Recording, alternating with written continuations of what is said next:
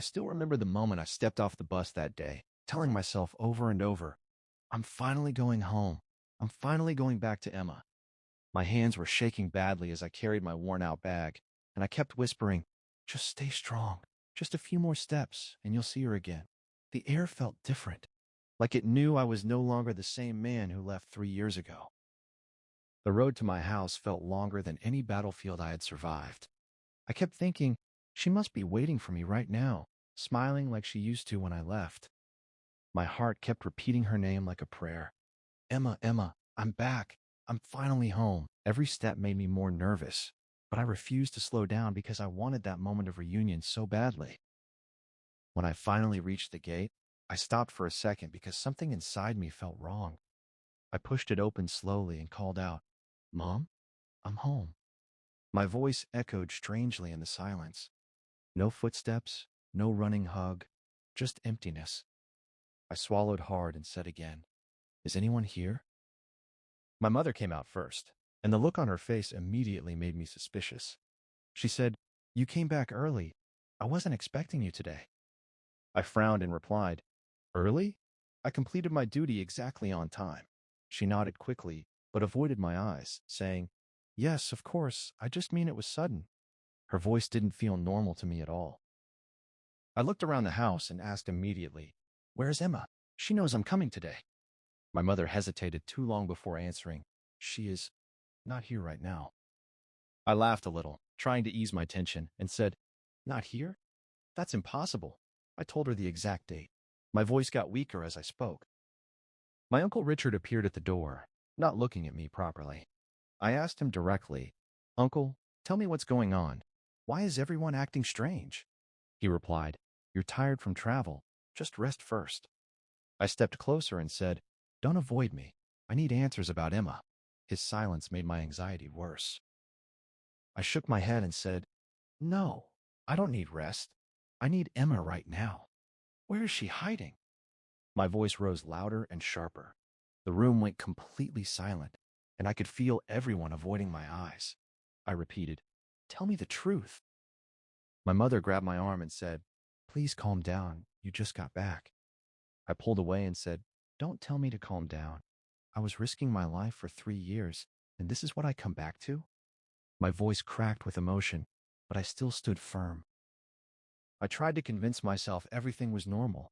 I kept telling myself, she must be outside. She'll come in any moment and surprise me. But no matter how many times I said it, the silence didn't change. I whispered again, Emma, if you're here, please come out. Still nothing. I felt something heavy settle in my chest as I looked around the room one last time. I said softly, Something is wrong. I can feel it in every part of me. And in that moment, I understood that whatever I had left behind 3 years ago was gone forever. I walked slowly inside the house, looking at every corner as if Emma might suddenly appear and smile at me. I said again, This doesn't make sense. Where would she go without telling me? My mother followed behind me and said, Please sit down. You just arrived. I replied, I don't want to sit. I want answers. Uncle Richard stayed near the wall, silent, avoiding me completely. My heart was beating fast, and I said, Someone here knows something, and I need the truth right now. My mother looked down and said, It's complicated. I snapped back, Nothing is complicated when it comes to my wife. The room felt even heavier as no one spoke for a few seconds. I took a deep breath and walked toward Emma's room. I said, If she's not here, I'll know immediately. My mother quickly said, Don't go in there. That made me stop instantly. I turned back and asked, Why not? What's inside that room? Uncle Richard finally spoke, Just leave it. I felt anger rise inside me, and I said, If you're hiding something from me, I swear I will find out myself. My mother started crying quietly and said, We didn't want you to come back like this. I asked, Like what? Confused? Hurt?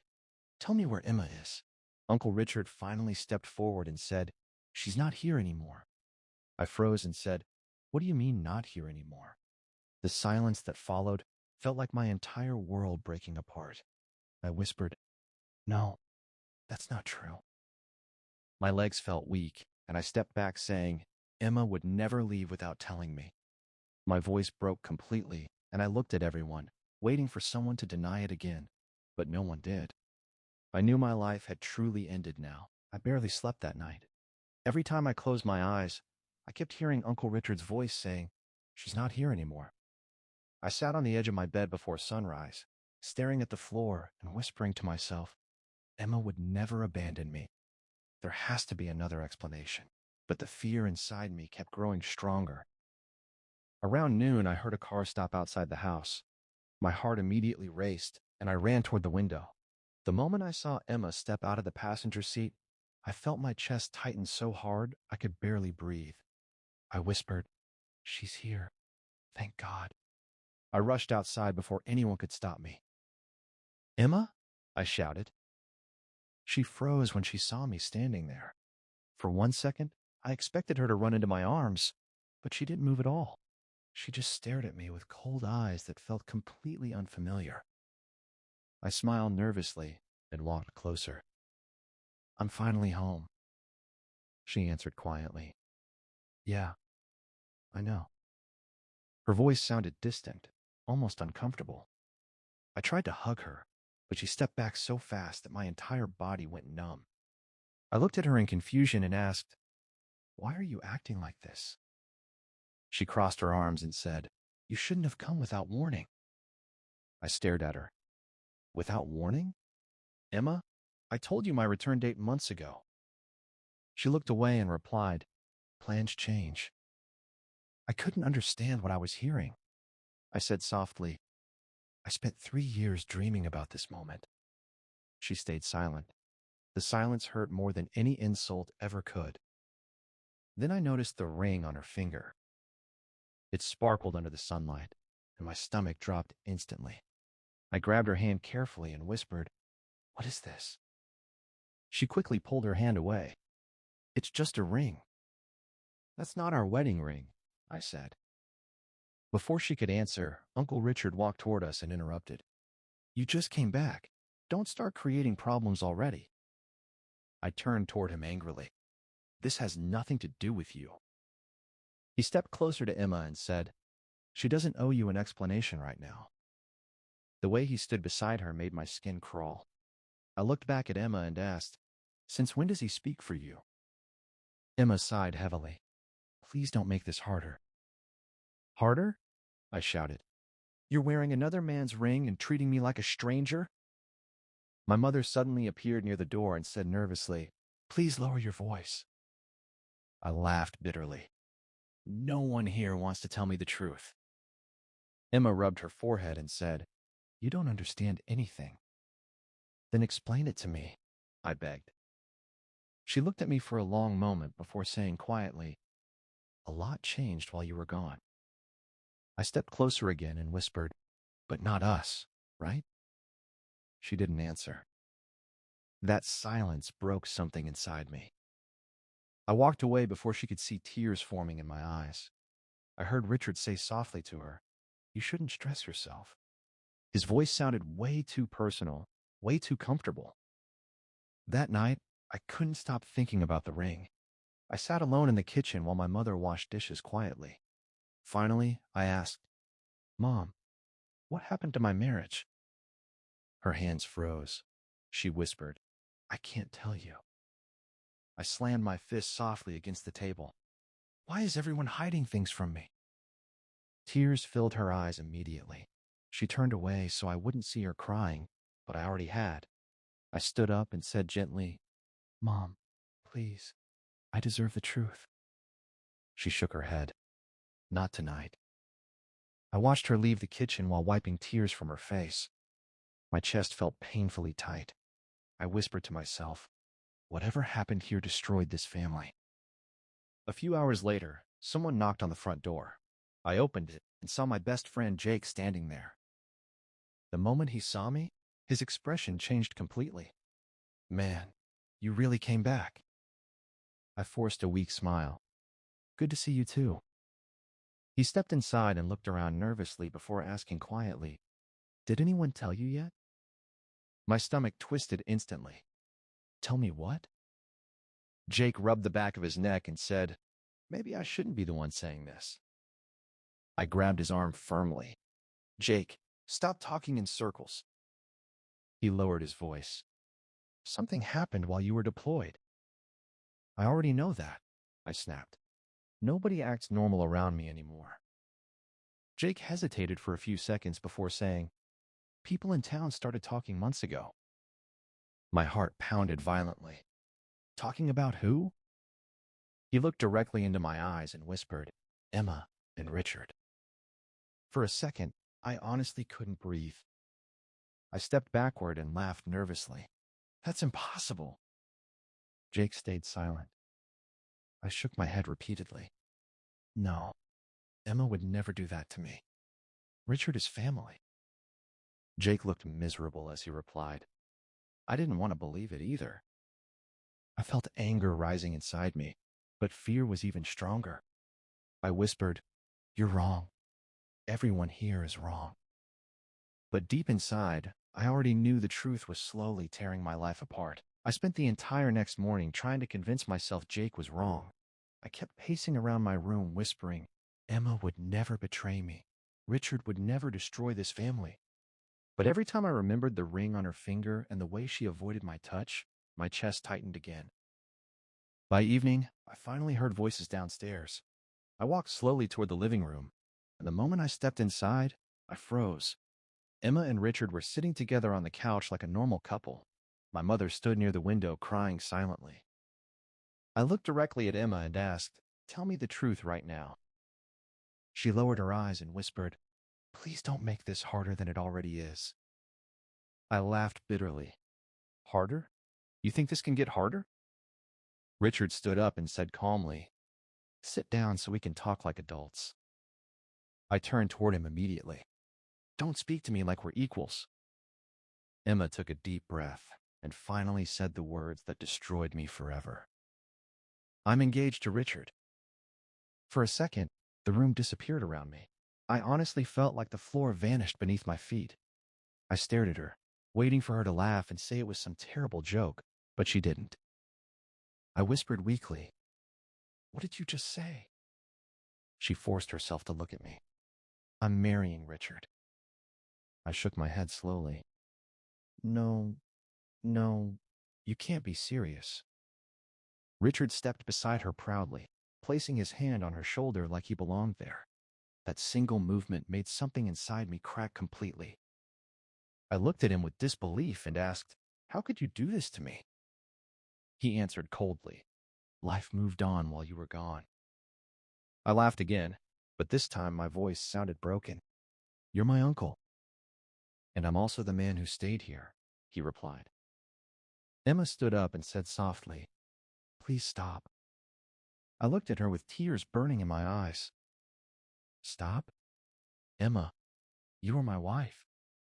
She crossed her arms tightly and whispered, you were gone for 3 years.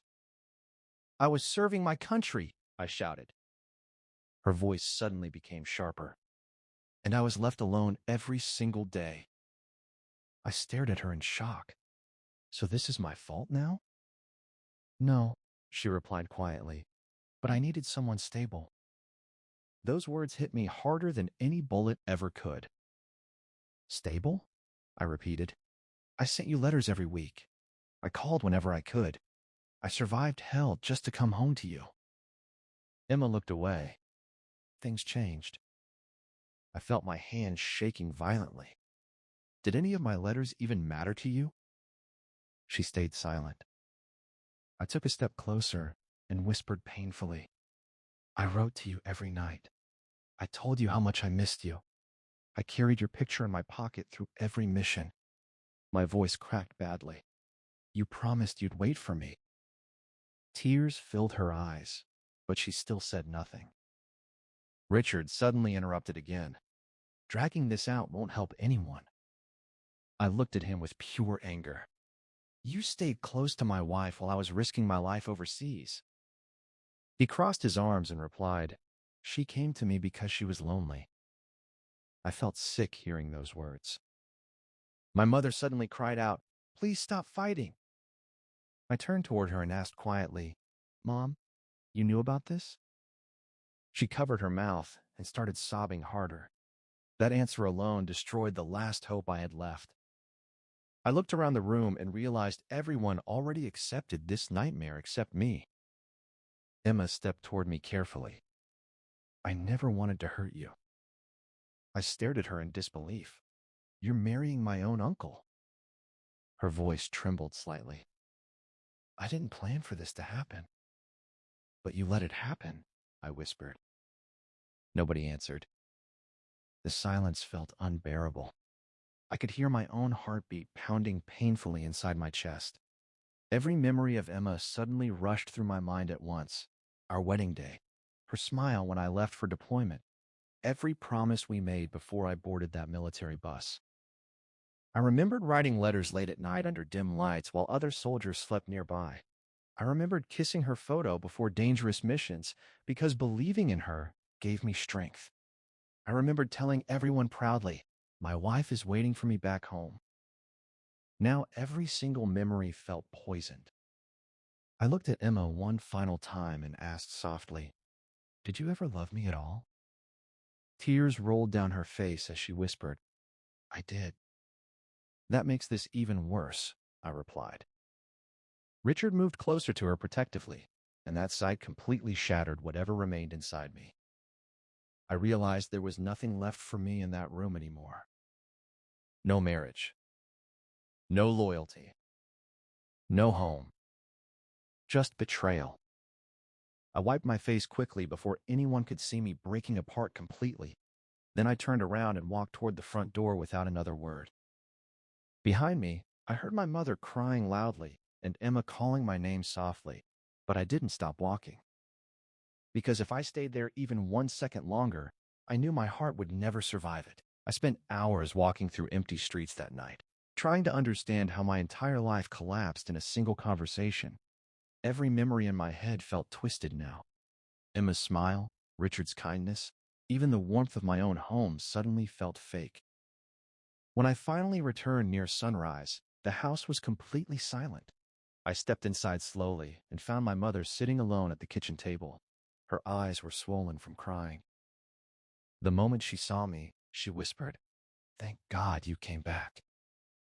I stared at her coldly and replied, "Why? So everyone can lie to me again?" She lowered her head immediately. "Please don't speak to me like that." I laughed bitterly. How else should I speak to the woman who watched my marriage get destroyed? Tears rolled down her face instantly. I never wanted this to happen. But you knew, I snapped. She stayed silent. I stepped closer and asked again, "How long did you know about Emma and Richard?" Her hands trembled badly. "Almost a year." Hearing that answer felt like another knife through my chest. "A whole year?" I whispered. "And you never told me?" She cried harder. I tried to stop it. "How?" I shouted. "By staying quiet?" My voice echoed through the kitchen. I could barely control my breathing anymore. She stood up suddenly and said, "You don't understand how manipulative Richard became." I stared at her. "Then explain it to me." She wiped her tears and whispered, "After you left, he started helping Emma with everything. Bills, repairs, errands. He was always around." Her voice shook badly. "At first, I thought he was only supporting her because she missed you." I clenched my fists tightly. "But then," she continued softly, "he slowly pushed everyone else away. He made Emma depend on him." I felt sick listening to every word. "You should have called me," I said quietly. "I wanted to," she replied. "Many times." "Then why didn't you?" She looked completely broken as she answered, "Because every time I tried, Emma begged me not to ruin things." I stared at her in disbelief. "Ruin things? I was her husband." "I know," my mother whispered. For a few seconds, neither of us spoke. I looked around the kitchen I grew up in and suddenly felt like a stranger inside my own home. Finally, I asked softly, "Did everyone know except me?" She hesitated before answering. "Most people suspected something." That answer completely destroyed the last piece of trust I had left. I backed away slowly and said, I fought for this family. My voice cracked painfully, and all of you watched me come home to humiliation. My mother reached for my hand. Please don't hate me. I pulled away immediately. I don't even know what I feel anymore. Before she could respond, my phone suddenly started ringing. I looked at the screen and saw Captain Harris calling. I walked outside before answering. Captain? I said weakly. His deep voice came through immediately. You sound terrible, son. I forced myself to stay calm. I'm fine. No, you're not, he replied firmly. I've heard broken men before. I stayed silent. After a few seconds, he asked quietly, What happened? I leaned against the porch railing and whispered, I lost everything. He didn't interrupt me, so I continued. My wife left me for my uncle. Even saying those words out loud felt unreal. Captain Harris sighed heavily. Damn. I rubbed my face and whispered, I survived war, Captain. But this, my voice broke, this feels worse. He answered carefully, Pain doesn't care whether it comes from bullets or betrayal. I closed my eyes tightly. Then he said firmly, But you're still a soldier. I laughed bitterly. That's the problem. Right now, I don't feel like a soldier. I swallowed hard before continuing. I feel like a broken husband. For a moment, he stayed quiet. Then he said, Strength isn't about never falling apart. It's about surviving after you do. I wanted to believe him, but everything inside me felt empty. After the call ended, I sat alone outside until Jake arrived later that afternoon. The moment he saw my face, he sighed and said, So you finally know everything. I nodded slowly. I still can't believe it. Jake sat beside me and muttered, Richard planned this carefully. I looked at him sharply. What do you mean? He's been controlling everything since you left, Jake explained. Your mother depended on him financially sometimes. Emma depended on him emotionally. People stopped questioning him because he always acted helpful. I felt anger burning inside my chest again. Jake continued, He even started acting like the head of your family. I stared at the ground silently. Then I asked quietly, Did Emma really love him?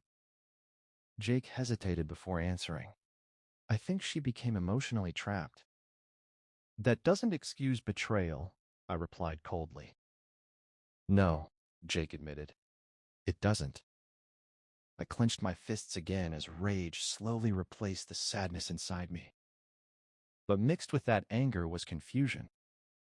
I didn't know whether to fight for my marriage, destroy Richard, or simply disappear from everyone forever. And honestly, that scared me more than anything else. The next few days felt like living inside someone else's life. I walked through my own house like a stranger while everyone acted carefully around me. Nobody mentioned Emma anymore, but I could feel her presence everywhere. Every room carried memories that now felt poisoned. What disturbed me most was Richard. I started watching him quietly instead of reacting emotionally. The more I observed him, the more uncomfortable I became. Everyone treated him like he owned the family already. My mother listened to every word he said. Workers around the property answered to him immediately. Even Emma followed him silently without questioning anything. One morning, I walked into the kitchen and heard Richard say, We'll handle the bank issue tomorrow. My mother nodded nervously. Whatever you think is best. The moment they saw me, both of them stopped talking. I leaned against the doorway and asked casually, What bank issue? Richard smiled calmly. Nothing important. I stared directly at him. Funny how everything becomes secret when I enter the room. He kept smiling, but I noticed tension in his eyes. You're imagining problems because you're emotional. I almost lost my temper hearing that, but I forced myself to stay calm. Instead, I replied quietly, Maybe. Emma walked into the kitchen seconds later. The moment she saw me, she immediately looked uncomfortable. She grabbed a cup of coffee without even saying good morning. I watched her silently before asking, "Are you really going to pretend I don't exist now?" She froze for a second but didn't face me. "I don't want more fighting." "That's not an answer," I replied. Richard suddenly stepped between us and said firmly, "Leave her alone." I looked at him coldly. "You seem very comfortable controlling conversations in my house." He crossed his arms. "Someone has to keep peace here." I almost laughed at the hypocrisy. Instead, I walked away quietly because I realized something important at that moment. Anger was exactly what Richard expected from me. If I exploded emotionally, everyone would call me unstable. Richard would look calm and reasonable while I looked broken. I finally understood why he kept provoking me. That realization changed something inside me. Later that afternoon, I decided to visit Daniel, the family lawyer. He had handled my father's legal matters before he died, and I trusted him more than almost anyone else. When I entered his office, he looked surprised. "I heard you came home." I sat down slowly and replied, "I wish I hadn't." He studied my face carefully before saying, "You look exhausted." "I found out my wife is engaged to my uncle," I answered flatly. Daniel sighed deeply. "I'm sorry." For a moment, neither of us spoke. Then I finally asked, "Has Richard been handling family business while I was gone?" Daniel hesitated too long before answering. "Some matters, yes." That hesitation immediately caught my attention.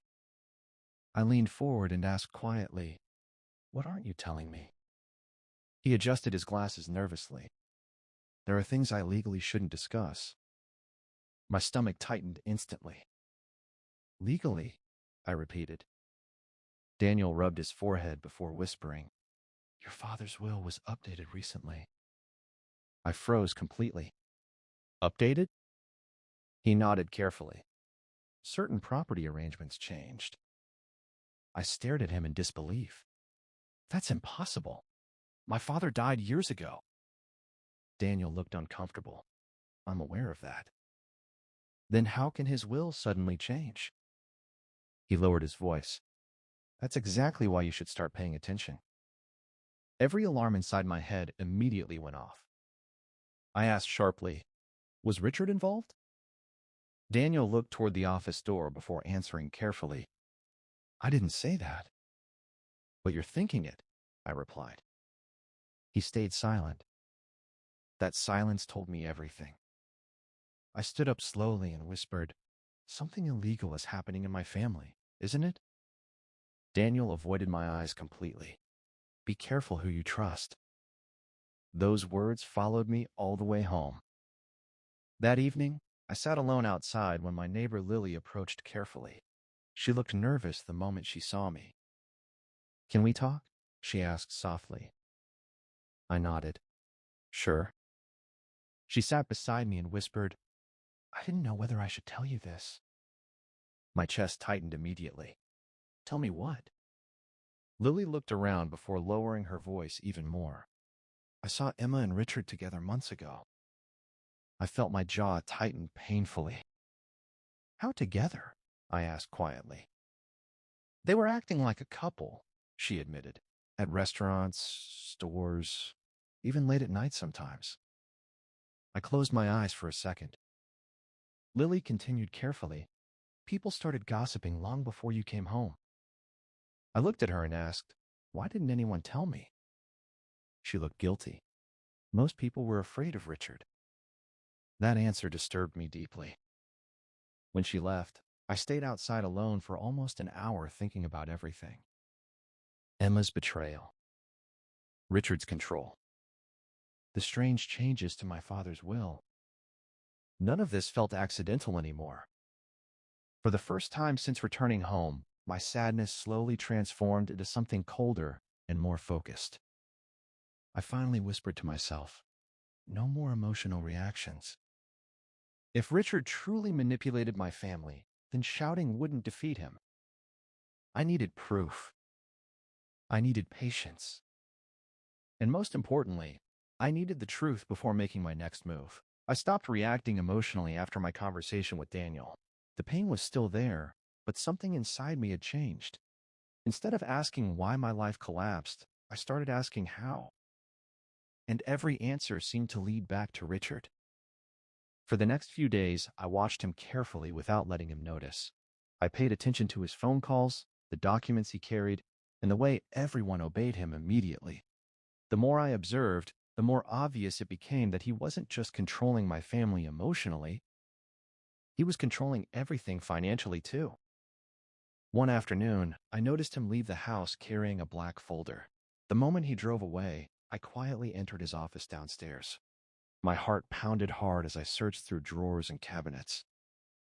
At first, I only found normal paperwork. Then I discovered a locked file box hidden behind old books. I whispered, "What are you hiding?" Using a small military tool from my bag, I forced the lock open carefully. The moment the lid lifted, my stomach tightened. Inside were financial records, property documents, and bank transfers connected to my father's estate. I sat down slowly and started reading. The deeper I looked, the worse everything became. Properties that belonged to my father had been transferred under Richard's authority. Accounts connected to family businesses were suddenly controlled by him. Some documents even carried signatures that didn't look real. I whispered in disbelief, "This can't be legal." Then I found something that made my blood run cold. A revised version of my father's trust. My hand shook badly as I read line after line. Somehow, Richard had inserted himself into financial control over nearly everything my father left behind. I remembered my father once telling me, "Never let greed enter this family." Now greed had completely poisoned it. I heard footsteps upstairs and quickly returned everything exactly where I found it before leaving the office quietly. That evening, Emma found me sitting alone outside near the porch. For a few seconds, she stayed silent before asking softly, "Can we talk?" I looked at her coldly. "Why now?" She sat down carefully beside me. "Because things have gotten worse since you came home." I laughed bitterly. "For me, yes." She looked hurt, but continued anyway. "I know you hate me. I don't even know what I feel anymore," I admitted.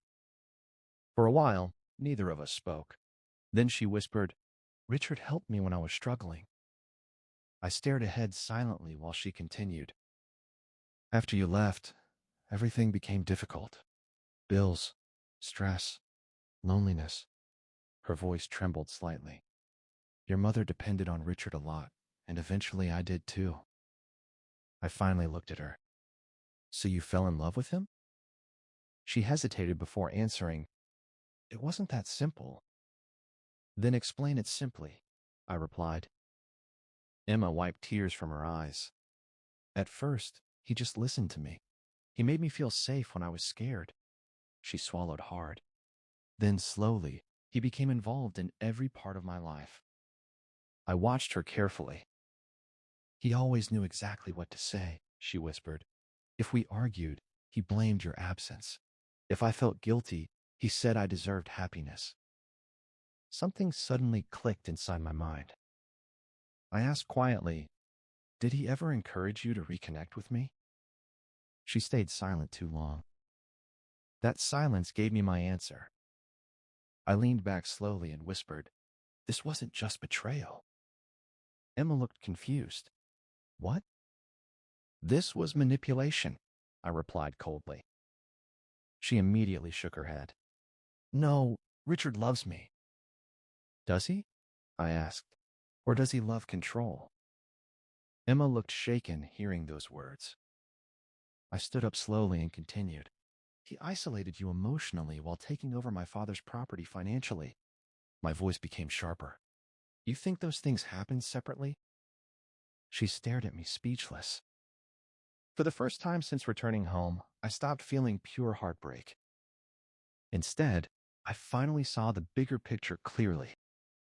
Richard didn't just steal my wife. He stole my father's trust, my family's loyalty, and my place inside this house. And he did it patiently while I was gone. That realization changed me completely. Later that night, I met Jake at an old diner outside town. The moment I showed him copies of the financial documents I secretly photographed, his face turned pale. "Holy hell," he whispered. "This is serious." I nodded. Richard's been controlling my father's estate. Jake looked through the papers carefully. Some of these signatures look fake. That's exactly what I thought. Jake leaned closer and asked quietly, "What are you going to do?" I looked directly at him and answered calmly, "I'm done crying." For the first time in days, my voice sounded steady again. Jake studied me carefully before nodding. "Good." I took a deep breath and said, "I need proof strong enough to destroy him completely." Jake leaned back and replied firmly, "Then I'm helping you." I felt something unfamiliar return to me at that moment. Control. Not over my pain. Not over Emma. But over myself. And after everything Richard stole from me, that small feeling of control was enough to start fighting back. Over the next 2 weeks, my entire mindset changed. I stopped behaving like a wounded husband and started thinking like a soldier again. Every emotion became controlled, every reaction calculated. Richard noticed the difference immediately, even though he tried hiding his discomfort behind fake confidence. The more pressure we applied quietly, the more cracks appeared around him. Daniel became far more cooperative after I showed him the copied financial documents. We met secretly in his office late one evening, while rain hammered against the windows outside. He spread papers across the desk and whispered, "This is worse than I thought." I crossed my arms and asked, "How bad?" Daniel adjusted his glasses nervously. "Several property transfers violate your father's original trust agreement." He pointed toward one document. "And this signature is almost certainly forged." I stared at the papers silently. Daniel continued, "If this reaches court, Richard could face criminal charges." Hearing that should have made me feel victorious, but instead, I felt strangely calm. I asked quietly, "Can we prove everything?" Daniel nodded slowly. "With enough financial tracing, yes." I leaned forward and said firmly, "Then do it." For the first time since returning home, I finally felt like the situation was moving in my direction instead of Richard's. Later that night, Captain Harris called again. The moment I answered, he asked, "You sound different." "I am different," I replied. He stayed silent for a second before saying, "Good." I walked outside while speaking to him quietly. I finally stopped letting emotions control me. "That's survival," he answered firmly. I looked up at the dark sky and whispered, "I still feel angry." "You should," he replied. "But anger is dangerous when it controls you. A soldier survives by controlling it first." His words stayed with me. Then he added, "Pain either sharpens a man or destroys him." I thought about Richard manipulating my family while I was overseas. "I won't let it destroy me," I said quietly. Captain Harris laughed softly. "Now you sound like yourself again."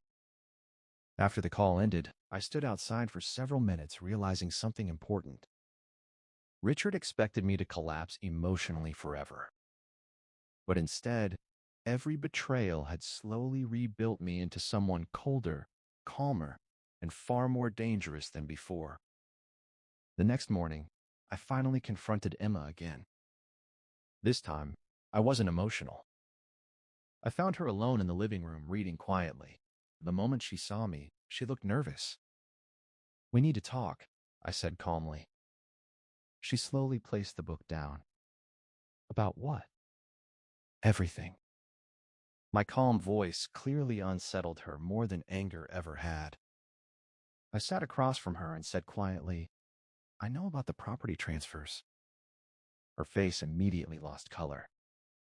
I continued, "I know Richard manipulated my father's trust." I leaned forward slightly. "And I know he manipulated you too." Emma shook her head weakly. "You don't understand." "I understand perfectly now," I replied. Her eyes filled with tears almost instantly. It wasn't supposed to become this terrible. I stared at her without emotion, but it did. She covered her face while crying softly. I never wanted to hurt you. A few weeks earlier, hearing her cry would have shattered me completely. Now, I mostly felt exhausted. I asked quietly, did you ever stop to think what this would do to me? She whispered painfully, every day. Then why continue? Emma looked broken as she answered, because by the time I realized how trapped everything had become, Richard controlled too much. That answer confirmed everything I already suspected. I nodded slowly and said, you let him isolate you. He made me feel like I had nobody else, she admitted through tears. I stood up calmly. Emma looked at me desperately and whispered, do you hate me now? I thought about the question carefully before answering. I don't love you the same anymore. The pain on her face was immediate. But strangely, I felt almost nothing while saying it. That scared me more than anger ever had.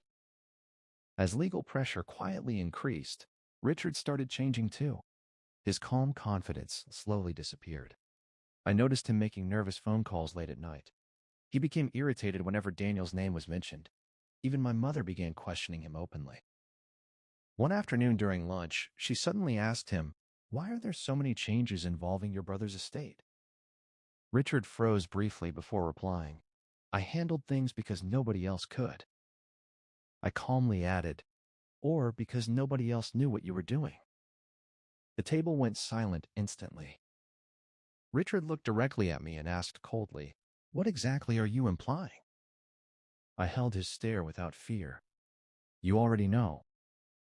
For the first time since my return, I saw genuine panic flicker across his face. It lasted only a second. But I noticed it. And so did everyone else. Jake later laughed quietly while we sat outside. He's terrified now. I nodded slowly. Good. Jake looked at me carefully before saying, you've changed a lot. I stared toward the house where Richard stood watching me through the window. Then I answered calmly, he created this version of me himself. And judging by the fear growing in his eyes, Richard was finally realizing the broken man he betrayed no longer existed anymore. The final collapse happened 3 days later. Daniel arrived at the house carrying a folder full of financial records and forged documents. Jake stood beside me while my mother sat nervously at the table. Richard walked in confidently, but the moment he saw Daniel, his expression changed. What is this? He asked sharply. I looked directly at him and said calmly, the truth. Daniel opened the folder and spread the papers across the table. These documents prove illegal property transfers connected to your brother's estate, he explained. Several signatures are fake. My mother gasped softly. Emma stared at the papers with shaking hands. Richard immediately snapped. That's a lie. Daniel replied calmly. A handwriting specialist already confirmed the fraud. For the first time, Richard looked afraid. Emma turned toward him slowly. You told me everything was legal. Richard hesitated. Emma, listen to me. No, she whispered. Did you manipulate me too? The room fell silent. I stepped forward and said quietly, he manipulated everyone. My mother suddenly started crying. You destroyed this family. Richard shouted angrily. I was trying to hold this family together. You stole from this family? I answered coldly. Emma backed away from him with tears running down her face. I gave up my marriage for you. Richard stayed silent. That silence answered everything. Jake crossed his arms and muttered, looks like your little empire is over. Daniel closed the folder slowly. Legal action may follow after this. Richard looked completely broken now. The powerful man who controlled everyone was finally exposed. Then Emma walked toward me carefully. I'm sorry, she whispered. I made the worst mistake of my life. I looked at her quietly. Some mistakes change everything forever. She lowered her head and cried harder. My mother grabbed my hand. Please don't leave. I slowly looked around the house one final time. Every memory inside it felt painful now. This place doesn't feel like home anymore, I said softly. Richard glared at me angrily. So you think you won? I picked up my bag and answered calmly. No, I just survived. Nobody spoke after that. I walked toward the front door slowly, while silence filled the house behind me. I didn't feel happy. I didn't feel victorious. I only felt free. Before leaving completely, I stopped near the porch and whispered, I hope one day all of you learn how to live with the truth. Then I walked away without looking back. Because real strength wasn't revenge. Real strength was rebuilding myself after everything had been destroyed.